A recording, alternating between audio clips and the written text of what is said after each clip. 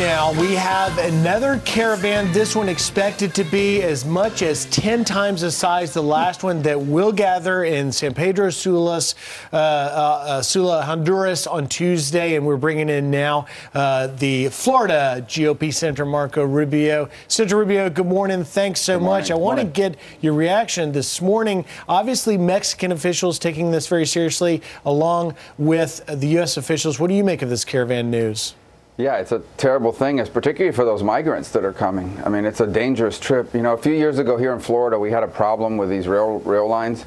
We had people, kids and others, who would try to sort of play a game and beat the train, you know, stand in front of the rail and then jump off at the last second. And so they put up a bunch of barriers to keep people from doing it because it was dangerous. And that's when we're talking about border security. That's really one of the things we're talking about, is we want the word to get out that it is harder to get across the border, as opposed to the word that's going on now, at least that these migrants are being told that, don't worry, we're going to get you across. It's easy.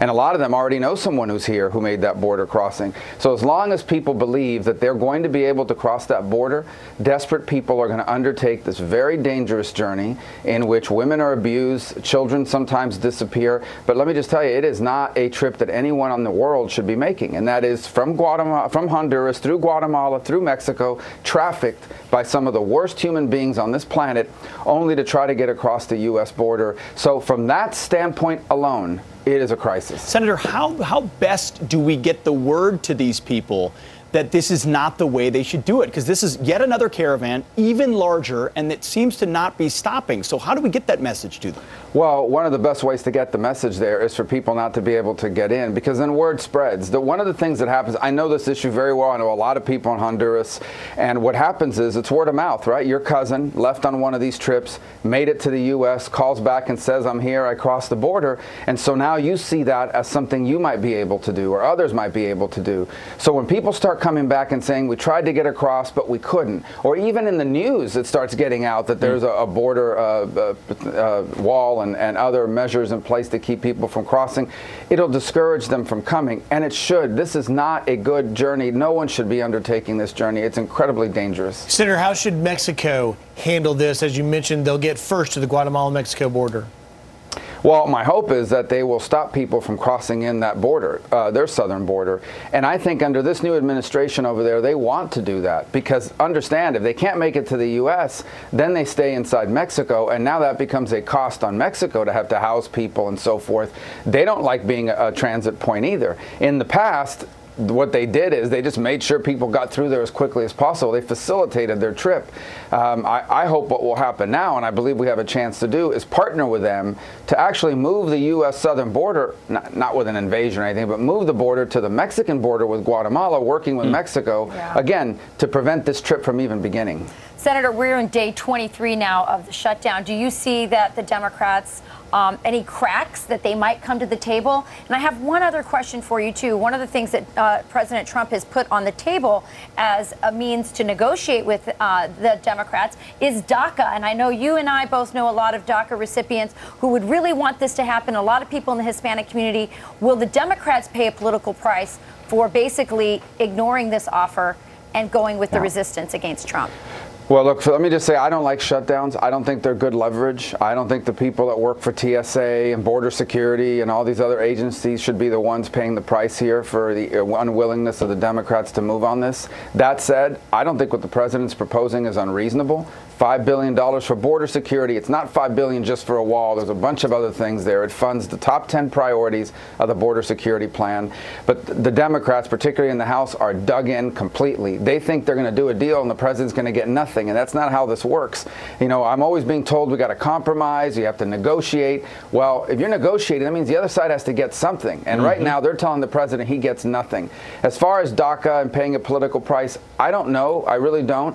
It is something I would like for us to fix. I'm not sure that we should do something that important with that. It's an intricate issue as part of a broader deal just to get government reopened. I'd rather just the Democrats say, look, we're going to do border security. We voted for it all these years. There's only one reason why they're opposing this, okay? And that is they want to deny the president fulfillment of a campaign promise, because then they're going to attack him on this in 2020. They're going to go around saying he didn't keep his promise, Mexico didn't pay for it, he didn't even build the wall. This is what this is about. That's all this is about. So true.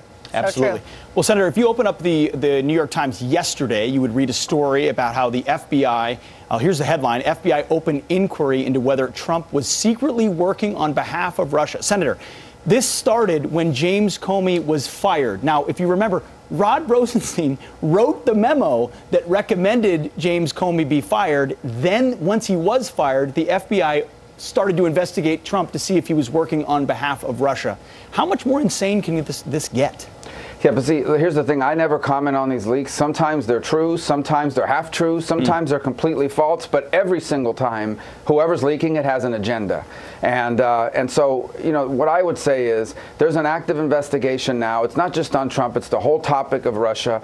Let that thing play out, and then we can opine. But these leaks, these people that used to work for the government or did or work for the government, when you leak, you have an agenda. That's why you're leaking. And I tell you right now from the Intelligence Committee where I'm sitting and we're doing our own work on this, a lot of these leaks, I'm not commenting on this one, just in general, a lot of these leaks that you read in the press, they're sometimes half true, sometimes they're only 5% true.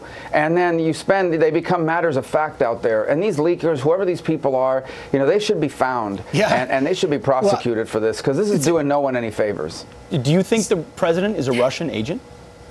Do I believe he's a Russian agent? No, I don't think he's a Russian agent. I do believe Russia interfered in our elections. I do believe that they were actively and continue to be actively involved they're doing it in Ukraine right now, aggressively. They do it all over the world.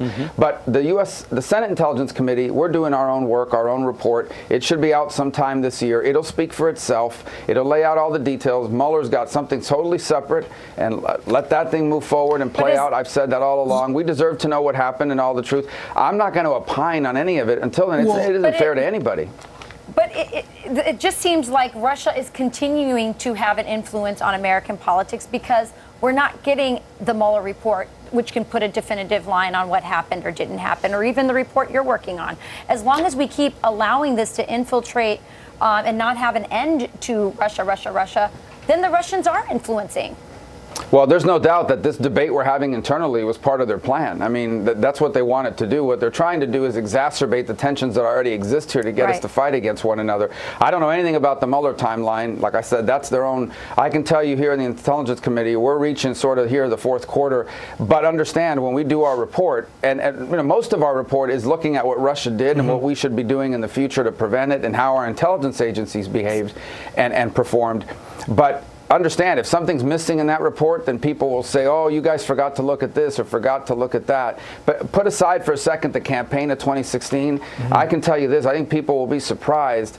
This is informational warfare at how good they are, and they're not the only ones doing it, by the way. I mean, more and more countries are copying that model, and I encourage you to look at what's happening in Ukraine right now. What they're doing there, and to some extent what they've done in other parts of Europe and around the world, is pretty extensive.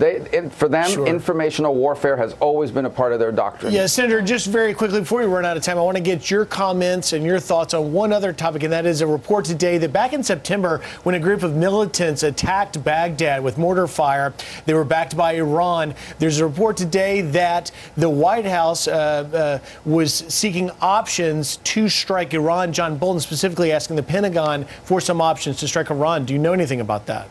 I know that the Shia militias in Iraq are controlled by Iran.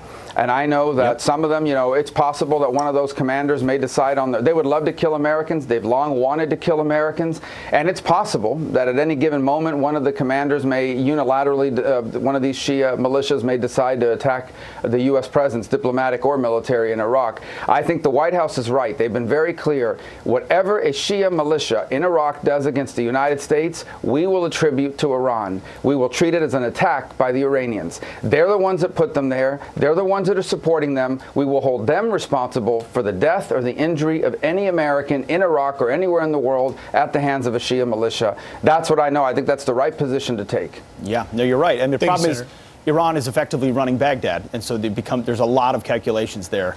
But we'll see where it goes. Senator, thank you very much for your time. We appreciate it this morning. Thank you, Senator. Thank you.